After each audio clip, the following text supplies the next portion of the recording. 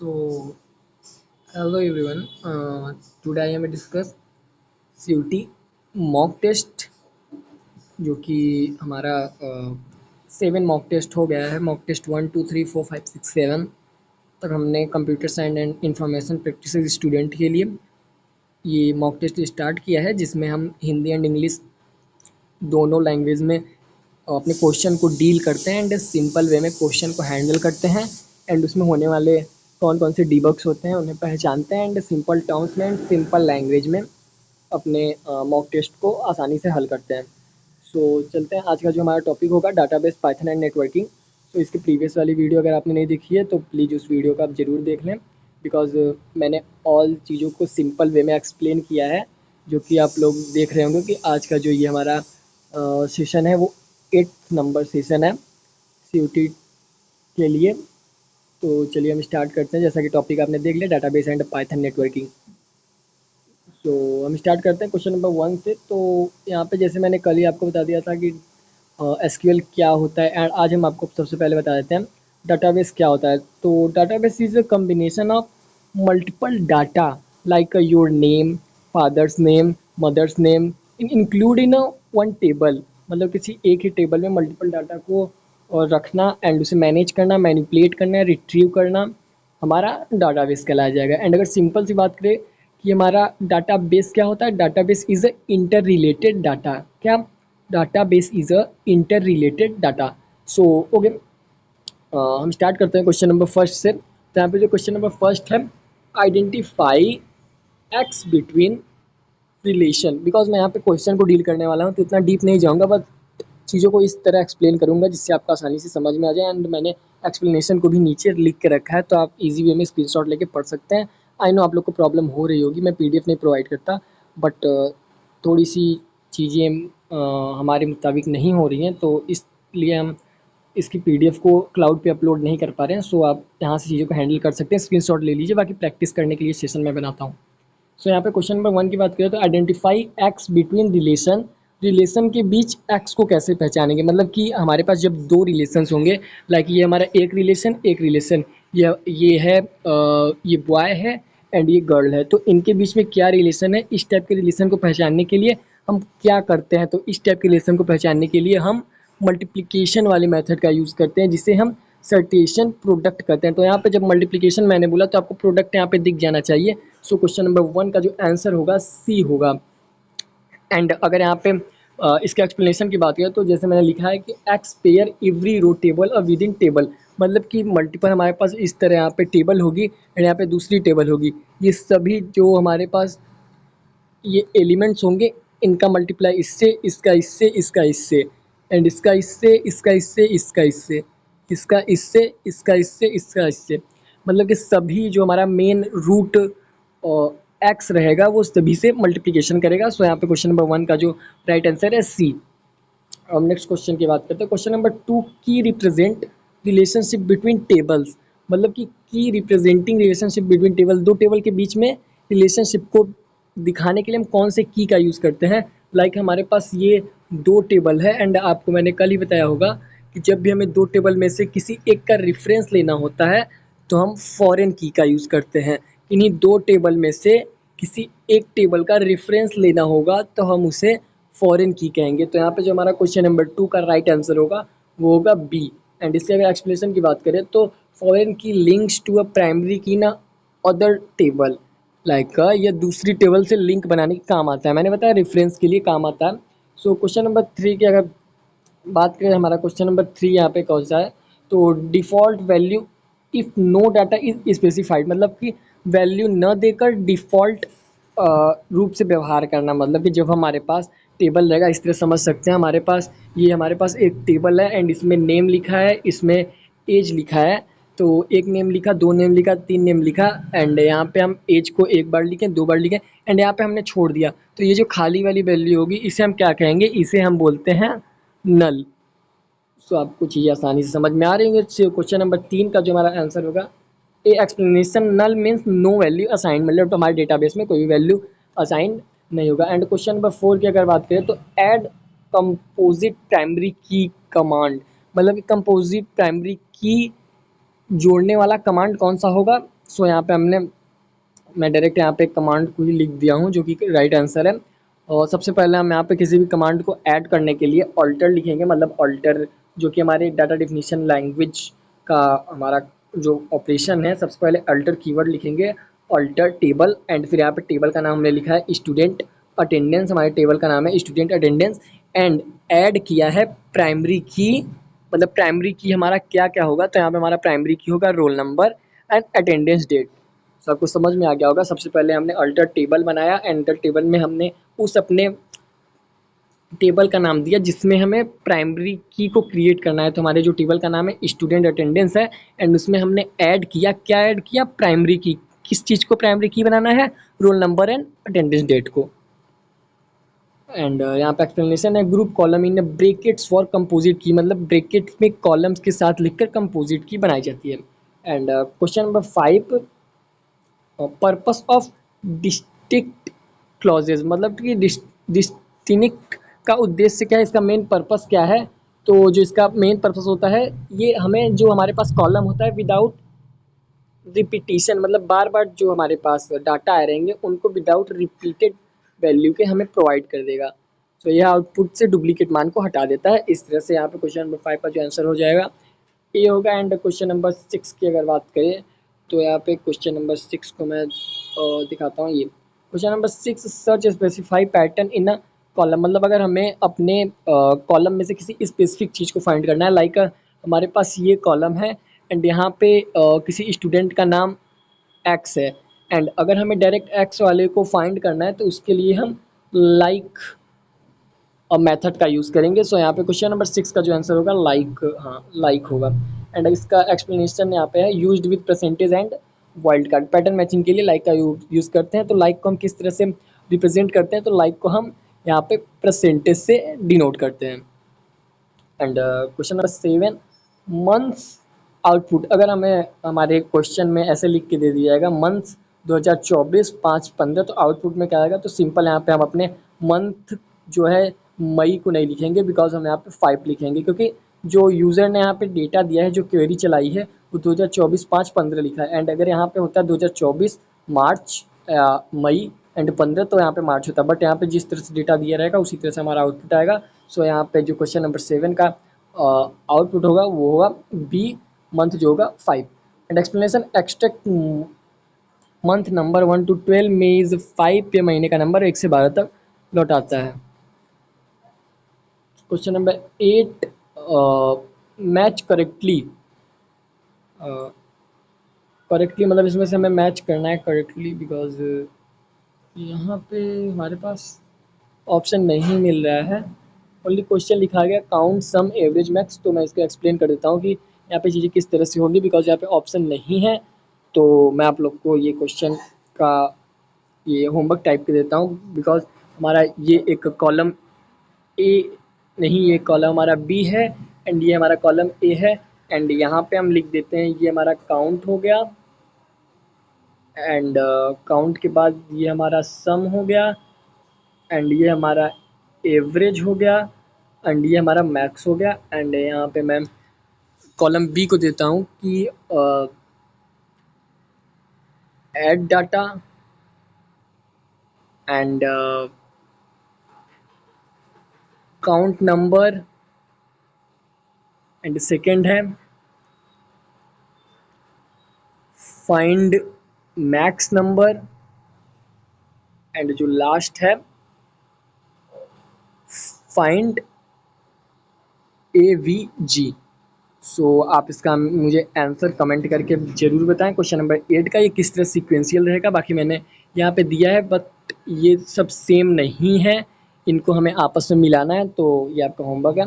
अगर question number 9 की अगर हम बात करते हैं तो get common tuple from two relation, दो टेबल से कॉलम रो प्राप्त करना, मतलब किसी भी दो टेबल से अगर हमें कॉलम रो को प्राप्त करना है तो उसके लिए हम किसका यूज करेंगे? उसके लिए हम इंटरसेक्ट का यूज़ करते हैं। And return only row present in both table, intersect केवल दोनों में से मौजूद रो को दिखाता है, केवल रो को दिखाने के लिए हम इंटरसेक्ट का यूज़ करेंगे। Question number 10, correct IPv4 address format. तो मैं सबसे पहले आपको बता देता हूँ IP क्या होता है। तो यहाँ पे IP जो, oh my God, just 2 minute, ये थोड़ी सी यहाँ पे चीज़ें,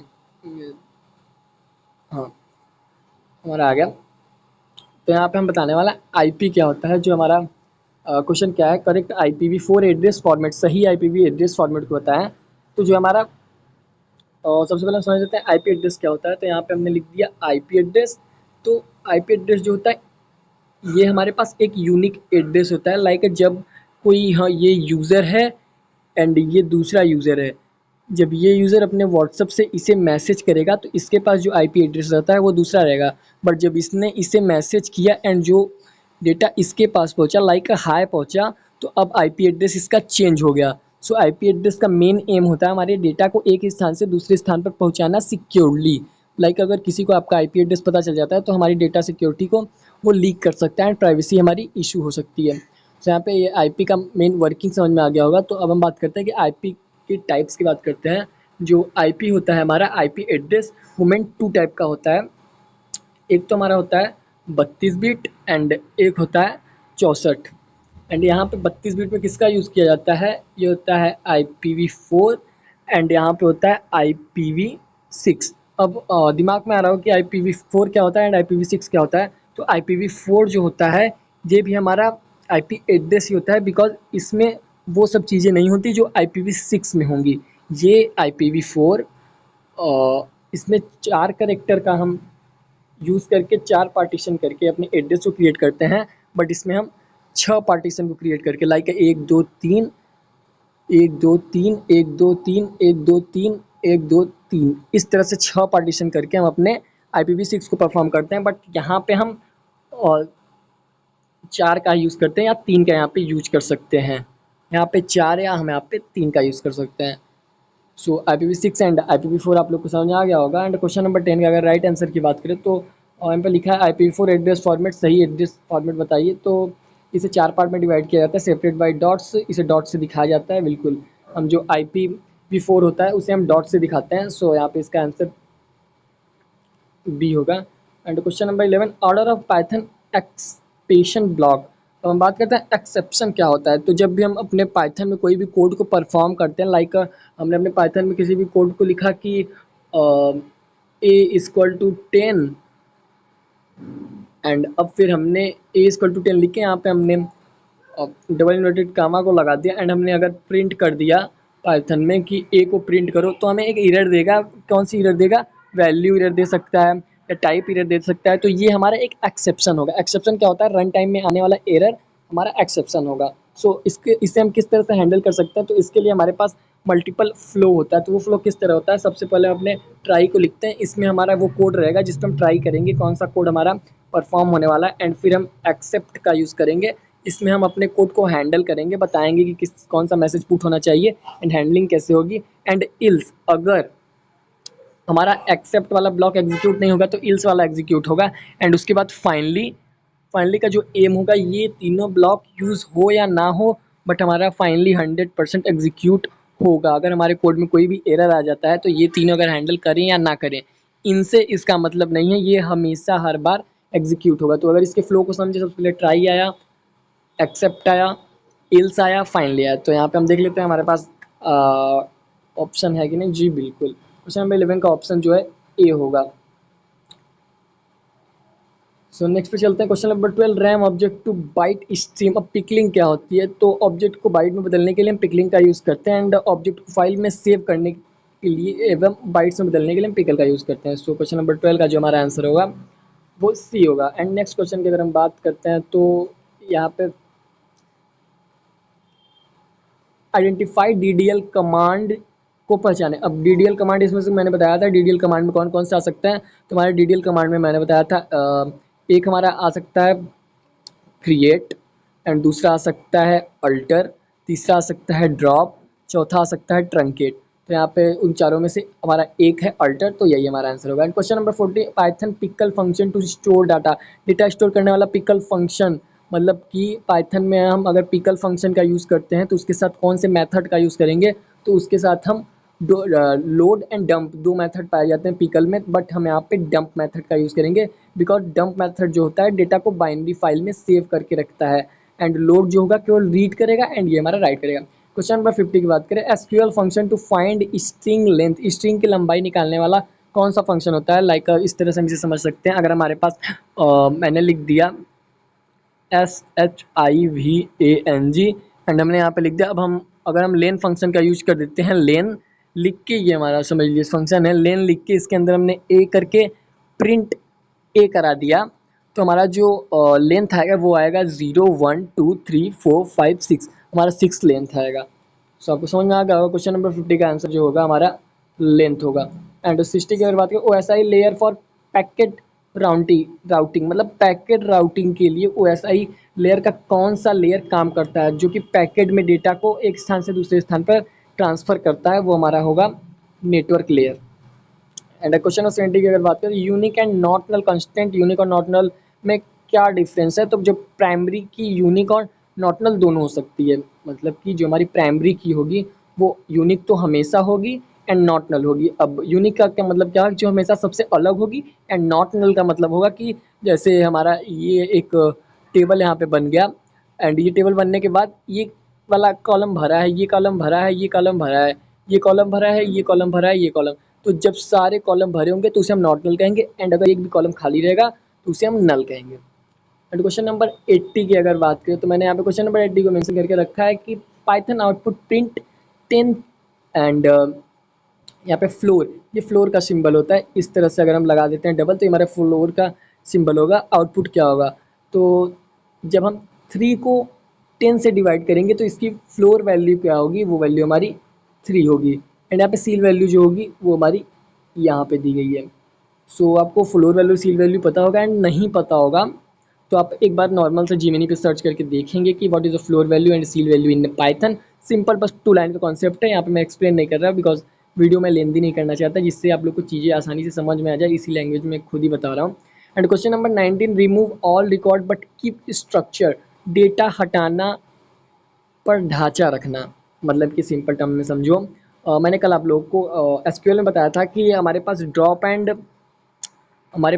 ड्रॉप एंड ट्रंकेट होते हैं। तो ये समझ लीजिए हमारे पास ये टेबल है, एंड यहाँ पे नेम है, एंड यहाँ पे फादर का नेम है, यहाँ पे मदर का नेम है, यहाँ पे ऑल डाटा हमारा फिल है। ओके, एंड जब मैंने, आप एकदम ध्यान से समझिए, जब मैंने ड्रॉप को यूज़ किया, जब मैंने ड्रॉप वाले मेथड को यूज़ किया तो ये हमारा पूरा डेटा रिमूव हो गया। ओके, जब हमने ड्रॉप को यूज़ किया पूरा डाटा रिमूव हो गया, बट जब हमने ट्रंकेट को यूज़ किया तो हमारा इतना पूरा डाटा रिमूव हो गया, बट ये वाला जो डाटा है, जो ये ऊपर का डाटा है, ये बचा रहेगा, मतलब कि हमारा स्ट्रक्चर बचा रह गया, एंड ऑल डेटा रिमूव हो गया, हेडिंग वाला पार्ट बचा रह गया एंड ऑल डाटा रिमूव हो गया, तो वो हमारा ट्रंकेट होगा। सो अब आपको समझ में आ गया होगा कि रिमूव ऑल रिकॉर्ड, पूरे रिकॉर्ड को रिमूव करने के लिए हम ट्रंकेट का यूज़ करेंगे, एंड ट्रंकेट जो होता है हमारा डाटा डेफिनेशन लैंग्वेज वाले कमांड में पाया जाता है। एंड अगर क्वेश्चन नंबर 20 की बात करें, तो exception when module is not found, मतलब मॉड्यूल न मिलने पर हमें कौन सा एक्सेप्शन जनरेट होता है पाइथन में। जब भी हम कोई मॉड्यूल को इंपोर्ट कराते हैं तो हमें कौन सा एक्सेप्शन मिलेगा, तो हमारा जो एक्सेप्शन होगा इम्पोर्ट एरर। बिल्कुल, अगर हमें इम्पोर्ट नहीं मिलेगा, एंड हम किसी मॉड्यूल को अपने इम्पोर्ट कैसे करते हैं, सो इस तरह आप समझ सकते हैं कि यहाँ पे हम लिखेंगे direct import NumPy, import pandas. So ये सब लाइब्रेरी है पाइथन के, बिकॉज यहाँ पे नहीं पूछा जाएगा, बट मैंने नॉर्मल सा एग्जांपल बता दिया। एंड क्वेश्चन नंबर 21 की बात करें, डिफॉल्ट पोर्ट ऑफ HTTPS, ये मोस्ट इंपॉर्टेंट क्वेश्चन है कि हम जब भी कोई फॉर्म, ये हो गया, एंड यहाँ पे ये हमारा एक फॉर्म हो गया, जब भी हम इसे क्लिक करते हैं, लाइक हमने COT का फॉर्म फिल किया, एंड फिर जब हमने इसे सेंड किया, तो जैसे हमने सेंड किया तो हमारे लैपटॉप के ऊपर वाले भाग में जो कि URL होता है, वहाँ पे जब जाके आप क्लिक करके देखोगे ना, तो फर्स्ट वाले पे एकदम लिखा रहेगा HTTPS, एंड जो ये HTTPS होता है उसका डिफ़ॉल्ट पोर्ट क्या होता है, 80 मतलब आपका डेटा सिक्योर है। एंड अगर मान लेते हैं यहाँ पे 80 नहीं 71 होगा एंड 72 होगा, because not running in your data is not security. So यहाँ पे डिफ़ॉल्ट पोर्ट HTTP का जो नंबर होता है वो 80 होता है, and port 80 is standard HTTP web traffic, port 80 सामान्य वेब ट्रैफिक के लिए है।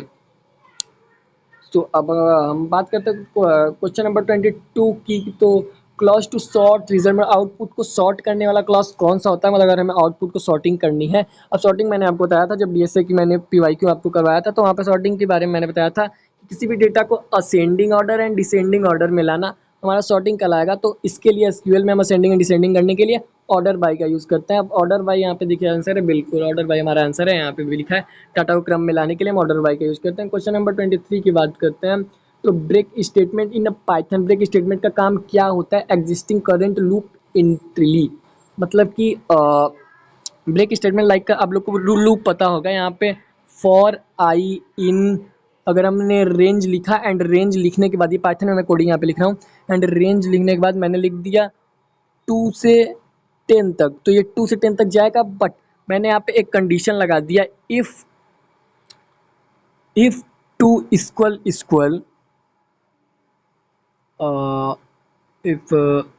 2 इक्वल 2, तो यहाँ पे ब्रेक हो जाएगा। मतलब कि जब हमारा कोड रन होगा तो ये कोड हमारा रन ही नहीं होगा, क्योंकि जब भी पहले तो ये 2 रन होगा एंड जैसे ही दूसरी बार फिर से ये दोनों 2 पे आएंगे तो हमारा कंडीशन फॉल्स हो जाएगा एंड हमारा जो लूप है वो ब्रेक होके एक भी कोड परफॉर्म नहीं होगा। सो यहाँ पे जो हमारा क्वेश्चन नंबर 23 का जो आंसर है वो हमारा आंसर होगा एग्जिस्टिंग करेंट लूप एंड। उसे हम एंड भी बोल सकते हैं, बिकॉज एंडिंग करने के लिए, हम ब्रेक करने के लिए अपने ब्रेक स्टेटमेंट का यूज करते हैं। 24 topology with central hub, central hub वाली टोपोलॉजी क्या होती है? So this is simple question है, इसे एक्सप्लेन करने की जरूरत नहीं है, बट मैं आपको इमेज के थ्रू इजी वे में बताना चाहता हूँ। एंड जो हमारा स्टार टोपोलॉजी होगा, स्टार टोपोलॉजी में बीच में हमारा एक हब लगा होता है, आप इसे हब मान सकते हैं। एंड ये इस तरह से हमारा होता है एंड यहाँ पे हमारा 1 नोड रहेगा, 2 नोड रहेगा, 3 नोड रहेगा, 4 नोड रहेगा, 5 नोड रहेगा, मतलब बिकॉज बीच में आने वाले जो नोड होंगे, बीच में आने वाला जो हब होगा वो हमारा नोड होगा। अब यहाँ पे हम बात करते हैं wild card, exactly one character, एक अक्षर के लिए वाइल्ड कार्ड। तो यहाँ पे एक किसी भी एक अक्षर के लिए वाइल्ड कार्ड हमारा क्या होता है, उसके लिए हम अंडरस्कोर का यूज़ करते हैं। सो क्वेश्चन नंबर 25 का जो आंसर होगा बी होगा। मैच एग्जैक्टली वन पोजीशन केवल एक अक्षर की जगह लेता है, जिसे हम स्पेस कहते हैं, वाइल्ड कार्ड भी कहा जा सकता है। क्वेश्चन नंबर 26 की बात करें तो Python mode to add data at end, मतलब एंड में किसी भी डेटा को ऐड करने के लिए हम किसका यूज़ करते हैं? बिकॉज इस तरह समझा सकता है, मैंने यहाँ पे लिखा शिवांग लिखा एंड में हमें किसी भी डाटा को ऐड करना है तो उसके लिए हम अपेंड मेथड का यूज़ करेंगे। जैसे ही हम अपेंड मेथड का यूज़ करेंगे तो यहाँ पे हम अगर एक्स लिख दिए तो ये हमारा हो जाएगा शिवांग एक्स। तो यहाँ पे आपको अपेंड का मतलब समझ में आ गया होगा कि लास्ट में डेटा किस तरह से ऐड करना रहता है। तो क्वेश्चन नंबर 26 का जो आंसर होगा हमारा सी होगा। हम नेक्स्ट पे चलते हैं, जो हमारा क्वेश्चन नंबर 27 है कि एग्रीगेट फंक्शन फॉर एवरेज, औसत निकालने वाला फंक्शन कौन सा होता है?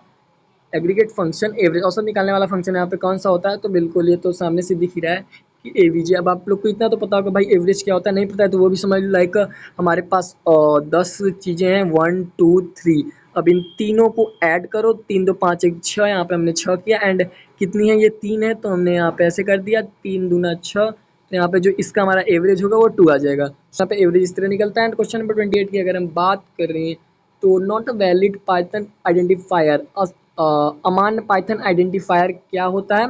तो बिल्कुल आइडेंटिफायर मतलब वेरिएबल की यहाँ पे बात की जा रही है कि वेरिएबल को हम किस तरह क्रिएट कर सकते हैं। तो आप लोग जान जाइए कि वेरिएबल को जब भी हम क्रिएट करते हैं तो कोई भी नंबर से हम क्रिएट वेरिएबल को नहीं कर सकते एंड शुरुआत में कोई भी स्पेशल कैरेक्टर का यूज़ नहीं कर सकते एंड अंडरस्कोर का यूज़ करके हम अपने वेरिएबल को क्रिएट कर सकते हैं, किसी भी स्ट्रिंग वैल्यू से हम अपने वेरिएबल को क्रिएट कर सकते हैं एंड एस्ट्रिक से हम अपने वेरिएबल का नाम स्टार्ट नहीं कर सकते हैं। तो यहाँ पे ये बोला जा रहा है कि ये बताएंगे कि नॉट अ वैलिड पाइथन, तो मैंने बताया ना इंटीजर वैल्यू से हम अपने वेरिएबल को क्रिएट नहीं कर सकते। सो यहाँ पे सी आंसर राइट होगा। And question number 29 Python 2 device filtering by MAC, मतलब मैक को फिल्टर करने वाला डिवाइस कौन सा होता है? वो हमारा स्विच होता है। And switch use MAC table for forwarding switch data link layer पर काम करता है। बिल्कुल this is the most important topic. Switch is working perform in a data link layer. Question number 13, the last question in this session, mock test 8, result of bool in Python, मतलब क्या Boolean को समझ लेते हैं। Boolean क्या होता है? तो जब मैं आपको पाइथन पढ़ाने लगूंगा एंड पाइथन के पीवाईक्यू कराऊंगा तो एकदम बेसिक से कराऊंगा, बिकॉज मेरी जो कोड लैंग्वेज है मैं पाइथन पे वर्क करता हूँ। सो आप लोग को चीज़ें सिंपलेस्ट से सिंपलेस्ट वे में समझाने की कोशिश करूँगा। सो यहाँ पे जो क्वेश्चन है result of bool in Python, Boolean like Boolean bool 2 type के होते हैं, बूलियन 0 एंड 1। अब यहाँ पे 0 का मतलब है 0 का मतलब फॉल्स एंड 1 का मतलब ट्रू, 1 का मतलब ट्रू एंड 0 का मतलब फॉल्स। एंड इसे इस तरह भी लिखा जा सकता है, जो कि हम फॉल्स लिखेंगे, जहाँ पे हम फॉल्स का यूज़ करना है वहाँ पे जीरो का यूज़ किया जाएगा, एंड जहाँ पे ट्रू का यूज़ करना है वहाँ पे वन का यूज़ किया जाएगा, जो कि only use for technical purpose in a Boolean. And this is a simple explanation in a boolean empty collection evaluation of false, मतलब खाली लिस्ट को पाइथन में फॉल्स माना जाता है, तो वो हमारा बूलियन होगा। So question number 13, right answer in B and quick revision in summary this session. So मैंने यहाँ पे लास्ट में ऐड करके रखा हुआ है क्विक रिवीजन समरी। एसक्यूएल क्या होता है, तो structure query language, DDL structure, DML data manipulation language, DQL data query language. यहाँ पे डाटा को डिफिनीशन किया जाता है, डाटा को स्ट्रक्चर क्रिएट किया जाता है, डाटा को मैनिपुलेट किया जाता है, एंड यहाँ पे डीक्यूएल डाटा क्वेरी की जाती है। एंड डीडीएल में जो कमांड होता है क्रिएट होता है, अल्टर होता है, ड्रॉप, ट्रंकेट है। डीएमएल में होता है create, read, update, delete, and create operation भी एक होता है, जो कि आगे आने वाले वीडियो में बताने वाला हूँ। डीक्यू होता है डाटा क्वेरी लैंग्वेज, जिससे मल्टीपल क्वेरी को परफॉर्म करते हैं, like query, save point, commit, steps. And Python, Python में floor division, percentage, module, reminder, मतलब कि यहाँ पे हम जब हम इस वाले सिंबल का यूज़ करेंगे तो ये फ्लोर डिवीजन के लिए होगा, एंड जब इस वाले सिंबल का यूज़ करेंगे तो ये मॉड्यूल, रिमाइंडर फाइंड करने के लिए होगा। And networking, IP layer 3, MAC layer 2, HTTP port, मतलब कि आईपी लेयर जो होगा उसे IPv4 होगा, उसे 3 में बांटा जाएगा, एंड मैक को 2 लेयर होते हैं, एंड एचटीटीपी का पूरा नाम हाइपर टेक्स्ट ट्रांसफर प्रोटोकॉल होता है, बट जब HTTPS लगा देंगे तो hyper text transfer protocol secure हो जाएगा। एंड इसका जो हमारा पोर्ट होता है वो 80 होता है, HTTP का भी एंड HTTPS का भी कभी कभी 81 हो सकता है। एंड होमवर्क टूडे सेशन, आप लोग का होमवर्क क्या है, तो यहाँ पे होमवर्क है SQL difference between delete and drop. तो डिलीट एंड ड्रॉप में difference, please comment this video के कमेंट में आप कमेंट करिए कि डिलीट एंड ड्रॉप के बीच में क्या अंतर है। मैं सिंपल टर्म्स मैंने आपको बताया, एक बार फिर बता देता हूँ। डिलीट जो होगा हमारा पूरे डेटाबेस को डिलीट करेगा, बट ड्रॉप जो होगा मतलब हमारे पूरे स्ट्रक्चर को ही खाली कर देगा, बट डेटाबेस हमारा रहेगा। And Python result of 5 asterisk asterisk 2. So please comment this answer. And question number 3, network, what is the full form of DNS? This is the most important question. मैं इसका आपको answer बता देता हूँ, but फिर भी आपको कमेंट करना है। DNS name, domain name service, and please explain all question. So this is simple way, and जिसे स्क्रीनशॉट लेना है मैं इसे और छोटा कर देता हूँ, आप लोग सिंपल टर्म्स में इसका स्क्रीनशॉट ले लीजिए। रुक जाइए, मैं इसको बना देता हूँ इस तरह से। So please click this screenshot.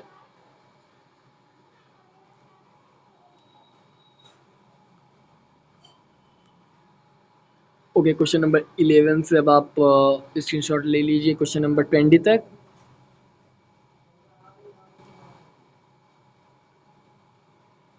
Okay, अब आप क्वेश्चन नंबर 20 से आप ले लीजिए क्वेश्चन नंबर 29 तक, एंड नेक्स्ट आप अपने होमवर्क एंड क्विक समरी का स्क्रीनशॉट ले लीजिए। So thanks for watching this video.